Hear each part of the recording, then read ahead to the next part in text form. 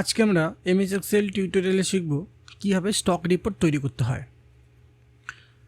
তো এর জন্য আগে টেবিলটা তৈরি করে নিতে হবে। তো এখানটায় কী আছে, stock in our report, stock out hour report, net stock report.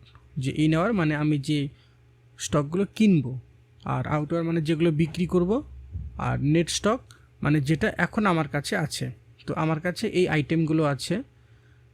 এখন কোয়ান্টিটি এখানে 0 আছে, এখানে অর্ডার প্লেস অর্ডার, এখানে কি প্লেস অর্ডার লেখাটা দেখাচ্ছে। কেন দেখাচ্ছে? কারণ স্টকটা এখানে 0 আছে তাই। তো এখানে একটা ফর্মুলা দিয়ে রেখেছি, যদি স্টকটা 50-র নিচে থাকে তাহলে এখানে প্লেস অর্ডার কতটা দেখাবে আর কালারটা আসবে রেড, আর যদি 50-র উপরে থাকে তাহলে এই লেখাটা দেখাবে না। তো এখানে সিরিয়াল নাম্বার নিলাম 1, এখানে একটা ডেট দিয়ে দিলাম যে 25/5/2023। এই ডেটে আমি এখানটায় ক্লিক করলে এখানে যে প্রোডাক্টগুলো আছে সেই প্রোডাক্টের লিস্টটা চলে আসলো।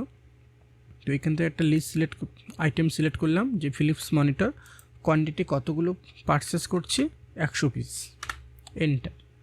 তো এখানে ফিলিপস মনিটরের মধ্যে আমাকে কোয়ান্টিটি দেখাচ্ছে কতগুলো কেনা আছে, আমার 100টা কেনা আছে। আর এখানে প্লেস অর্ডারটা 0 হয়ে ফাঁকা হয়ে গেল লেখাটা, কারণ 50-র উপরে স্টকটা চলে আসলো, এটা ফাঁকা হয়ে গেল। তারপর এখানে নিলাম 1, ডেট দিলাম একটা 25/5/2023।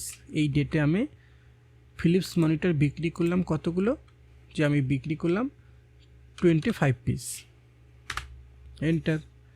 তো পারচেস করলাম কতগুলো, 100 পিস, সেল করলাম 25 পিস। তো এখন এখানে কত আছে, 75 পিস। একইভাবে 02/25/05/2023 এই ডেটে আমি লজিটেকের কিবোর্ড কিনলাম 250 পিস। লজিটেকের কিবোর্ডের মধ্যে 250 পিস স্টকটা দেখাচ্ছে। আর এই ডেটেই আমি বিক্রি করলাম লজিটেকের কিবোর্ড বিক্রি করলাম কত পিস, 50 পিস। তো 250 পিস কিনলাম, বিক্রি করলাম 50 পিস। এখন আমার কাছে কতগুলো আছে, 200 পিস, 50-এর উপরে। এর জন্য এখানে প্লেস অর্ডারটা দেখাচ্ছে। তো এই যে স্টক রিপোর্টটা তৈরি করতে হবে, তো এর জন্য আগে পুরো টেবিলটা তৈরি করে নিতে হবে। তো টেবিলটা আগে তৈরি করে নেব এখানে। তো টেবিল তৈরি করার জন্য উপর থেকে 2টা সেল ফাঁকা রেখে দেবো, মানে 2টো রোকে ফাঁকা রেখে দিয়ে 3 নাম্বার থেকে লিখতে হবে। এখানে লিখতে হবে এসএল নাম্বার, মানে সিরিয়াল নাম্বার। এখানে হবে ডেট, এখানে হবে প্রোডাক্ট,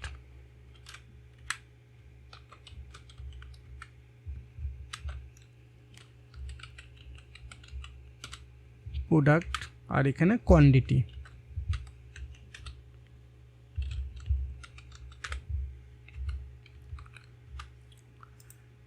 লেখাটাকে সিলেক্ট করে নিয়ে Ctrl+C দিয়ে কপি, Ctrl+V দিয়ে পেস্ট, Ctrl+V দিয়ে পেস্ট, এন্টার।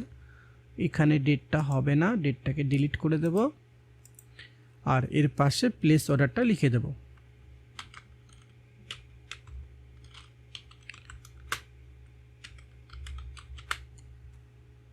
ঘরটাকে একটু বড় করে নেব, হয়ে গেল।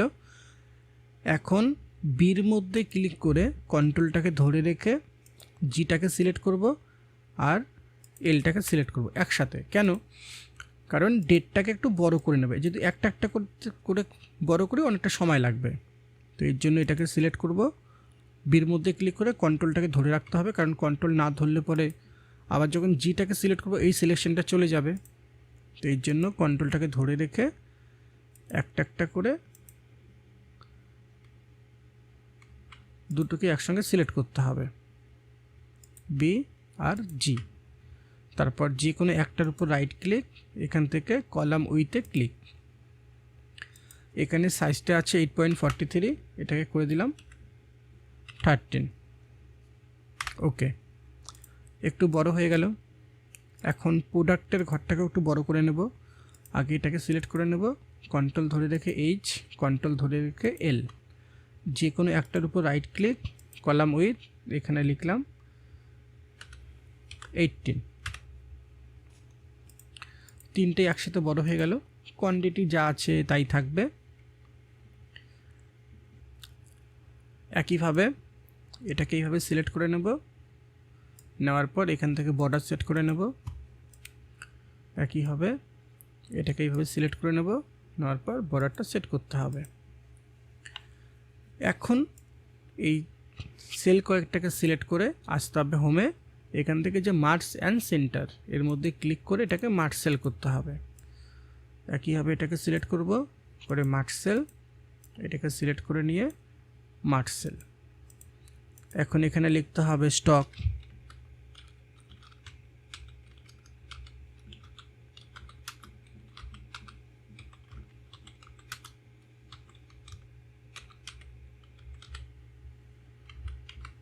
এখানে লিখতে হবে স্টক।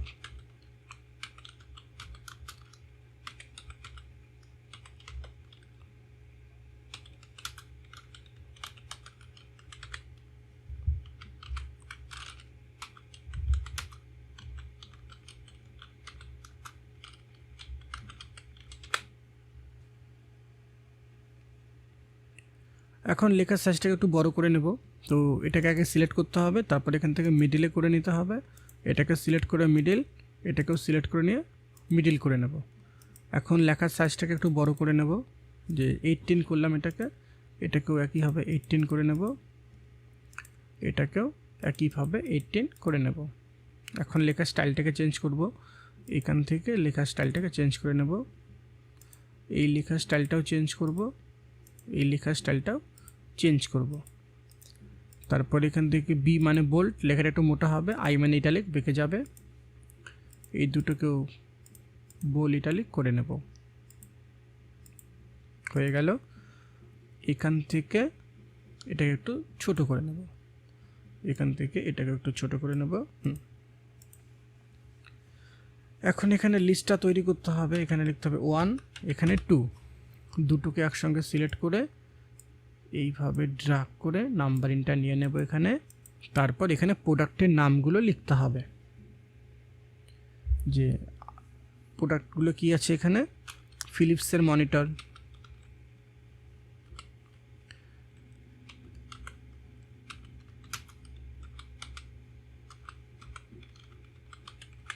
মনিটর,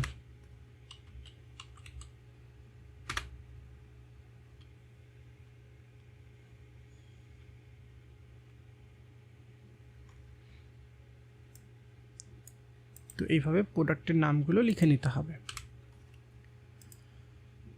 তো প্রোডাক্টের নামগুলো লেখা কমপ্লিট হয়ে গেল।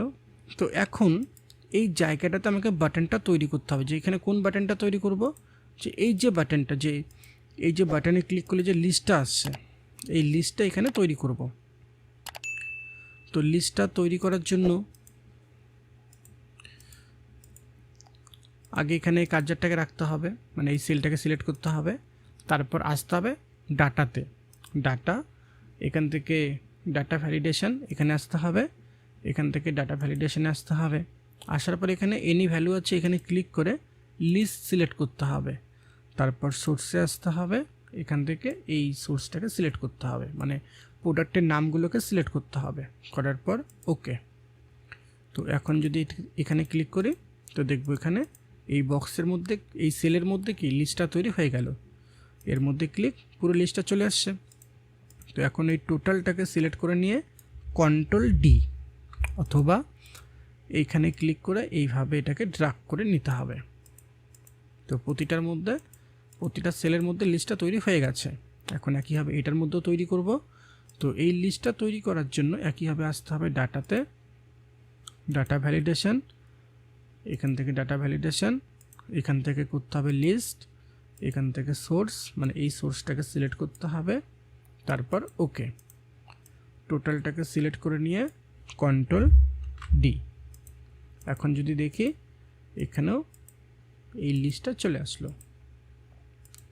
তো এখন এই লিস্টের মধ্যে থেকে যদি ফিলিপস মনিটরটাকে নেই, তারপর এখানে কোয়ান্টিটি লিখি, তাহলে আমাকে এই জায়গাটার মধ্যে দেখাবে তো এখানেও আমাকে ফর্মুলাটা লিখতে হবে।